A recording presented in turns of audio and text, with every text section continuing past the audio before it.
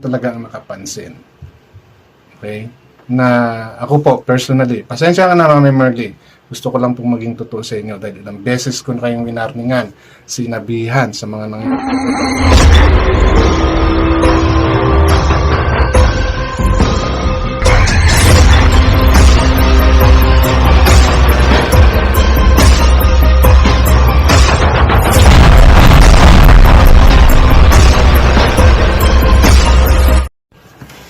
Ako gagawa lang ng reaction dito sa mga nangyayari kay Mami Merly. Kasi may mga issue na naman siya ngayon. Medyo magulo. Okay?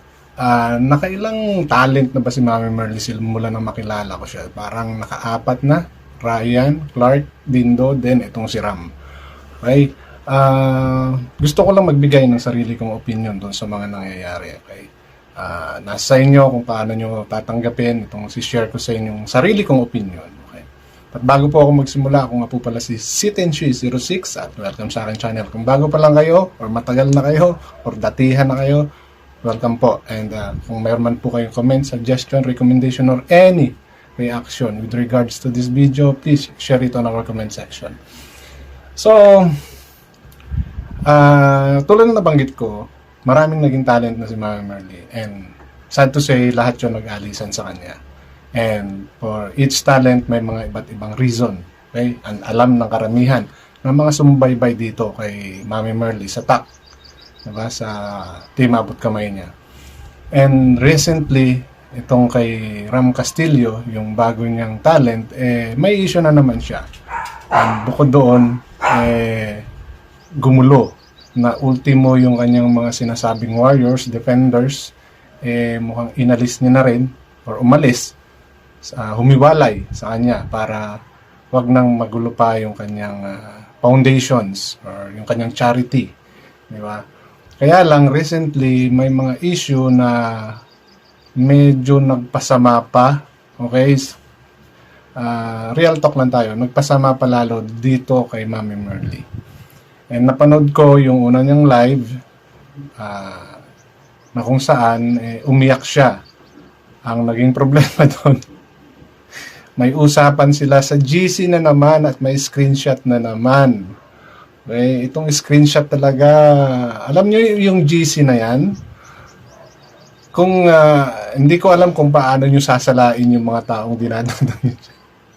Kasi nang dahil sa conversation sa GC, may nag-screenshot at may kani-kanino atang naibigay yung screenshot na yan na naging topic niya dito sa recent niyang live stream.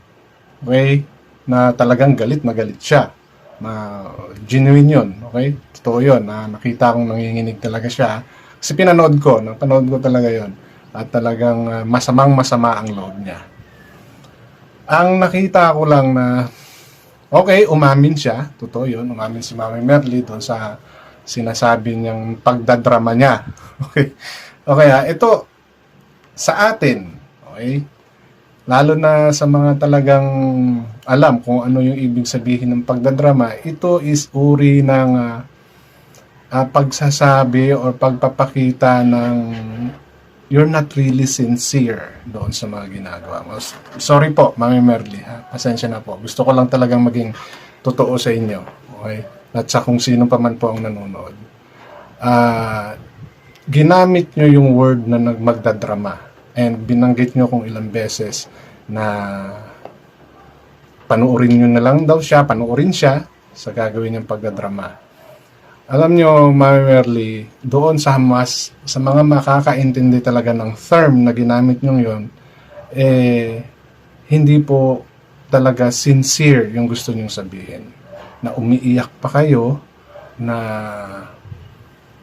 nagpapaawa kayo, okay? Okay na po sana kung, kasi talagang napasama po kayo, Mami Merly, doon sa screenshot na yon. Aminin natin sa hindi, yung screenshot pong yon medyo hindi talagang naging maganda ang resulta ng ginawa ninyo. Okay? At doon naman sa GC na to, kayo po ay pinasok dyan. Okay? na dapat yan ay hindi ninyo pa ipalalabas. Kayo-kayo po yan. Pangit or maganda yan. Nandyan kayo sa GC na yan para protektahan ng isa't isa. Hindi para po maghudas. Okay? Panguhudas po kasi yung ginawa ng kung sino man nag-screenshot na yon. Ipinasok kayo sa GC na yan dahil may tiwala yung mga taong nagpasok sa inyo. Hindi po ba? Ang ginawa ninyo, trinaidor ninyo. Okay, sabihin na natin mali yung mga nasabi ni Ma'am Merly na nagpanggap siya, nagdrama siya. Okay, which is pinakita niya. Talaga doon sa live niya, umiyak siya. Diba? Na may magpaawa effect siya. Sabihin na natin, gamitin natin yung term na yon. Eh, ano pa ba ang ibig gusto nyo gamiting term doon, di ba? Paawa effect yun. Ang problema, bakit nyo nilabas?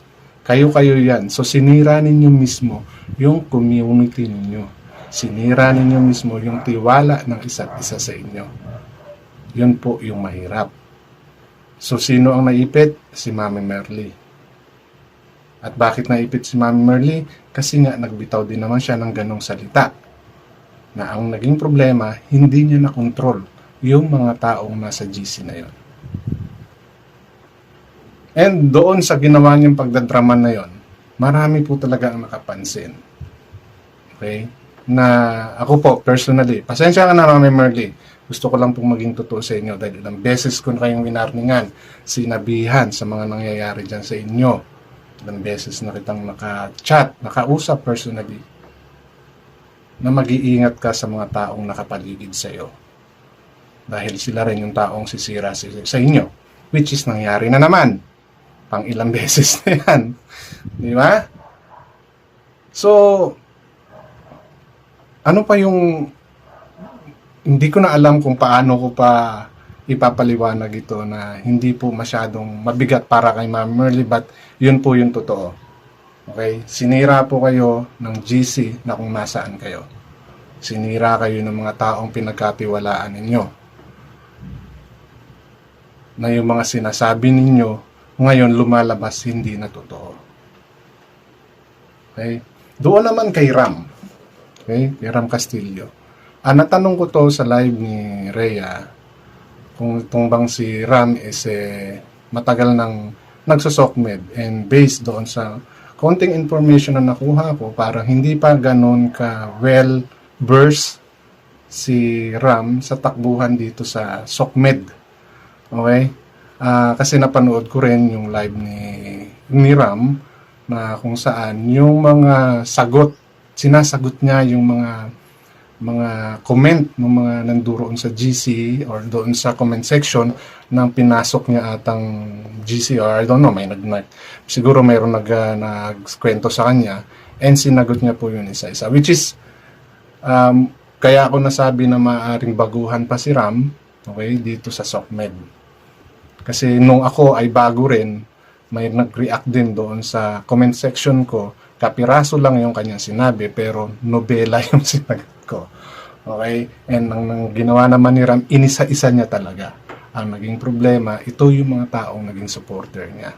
Ito yung mga naging taong at least, in a way, nakatulong sa kanya para makilala dito sa SOCMED. Di po ba? And ang ano ko lang kay Ram, try to analyze things first. Okay, alam ko may utak ka, matalino ka. Dahil bago ka pa naman pumasok dito sa Team Abot Kamay, marami ka ng achievement. Ang sa akin lang, kung papasok ka uli dito sa mundo ng SOCMED, alamin mo muna kung dapat bang sagutin, karapat dapat bang bigyan ng pansin yung mga ganong sinasabi sa'yo. Di ba? Although yes, masasakit, talagang hindi maiwasan yan. Mayroong mga masasakit na magsasalita sa'yo, but ikaw mismo, deep inside, sa sarili mo, alam mo kung ano yung totoo at hindi. And kahit na bad or good yung mga sinasabi ng mga taong yan sa'yo, naging supporters mo pa rin yan. Ng mga taong nakilala mo pa rin yan. So, at least nakikilala mo kung sino yung plastic at sino yung totoo. Di ba? Pero for you to react, okay, normal yan, but sa mga susunod, try to analyze yung mga pangyayari muna bago ka magsalita. Diba? So, ano nangyari ngayon? nahati yung grupo nyo na naman, nagkaroon na naman ng iba't ibang speculation na ngayon, marami na yung nagalit sa'yo, marami na yung, yes, may naging supporters ka, may nakuha kang supporters, pero ang problema, nahahati, which is dapat buo yung suporta sa'yo. Di ba? So, with regards doon sa hindi mo pagsama-sama kay Mami Merly doon sa Takaw, is good. Para sa akin, it's a good thing. Di ba? Kasi artist ka. So, you need to explore. You need to widen your range. Di ba? Kasi, hindi ka naman talaga lalago kung nasa isang lugar ka lang. Di ba? So, balik tayo kay Mami Merly. Mami Merly, if talagang pagod ka na or gusto mong ma-enjoy yung last remaining mong nandirito sa lupa, if I were you, focus ka na lang doon sa iyong pagcha-charity. Okay? Mag-charity ka na lang. Okay? Kasi hindi maaalis ang stress mo pag lagi kang nandirito sa SOCMED. Okay? At sasagutin mo at bibirahin mo kung sino yung mga naisip mong nagkamali sa'yo or tumitira sa'yo. Matagal ka na rin dito sa SOCMED, Mami Merly, so alam mo na kung ano yung kalakaran. Hanggat hindi ka tumitigil, hanggat hindi mo pinapakita na you totally change, hindi ka rin titigilan ng mga taong pumupuna sa'yo. Natural yun. Natural na may pumuna sa'yo. Kasi, social media nga to eh. Diba? Nagbabantayan tayo sa isa't isa. Naghahanap tayo ng kita. Doon sa mali or tama ng bawat isa. So, kung talagang gusto mong matigil yan, mag-focus ka sa charity mo. At mag-ingat ka sa mga GC na sasalihan mo at taong ipapasok mo. Dahil ilan na yan, hindi lang ngayon nangyari yan. Alam nyo, noon pa, Mamigs pa lang, Mardi pa lang, or any community, ang screenshot as isang malaking issue sa tuwing may mga lumalabas niyan. At hindi matitigil yan hanggat may mga taong magtatraidor sa isang grupo. Ako po, may mga GC din ako.